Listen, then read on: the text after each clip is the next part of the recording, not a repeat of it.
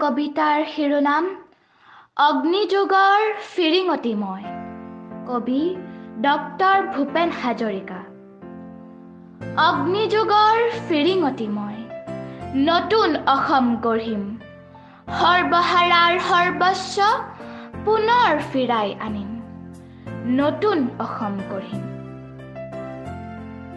নৰকংকালৰ অস্ত্ৰ সাজি শোষণকাৰীক বধিম, সৰ্বহাৰাৰ সৰ্বস্ব পুনৰ ফিৰাই আনিম, নতুন ভাৰত গঢ়িম।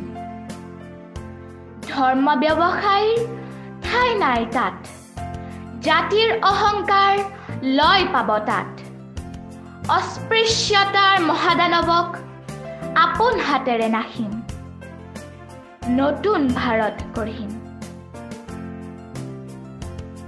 হৰিজন পাহাৰী হিন্দু মুছলিমৰ, বড়ো কোচ চুতীয়া কছাৰী আহোমৰ, অন্তৰ্ভেদী মৌ বোৱাম, ভেদাভেদৰ প্ৰাচীৰ ভাঙি সাম্যৰ সৰগ ৰচিম, নতুন ভাৰত গঢ়িম।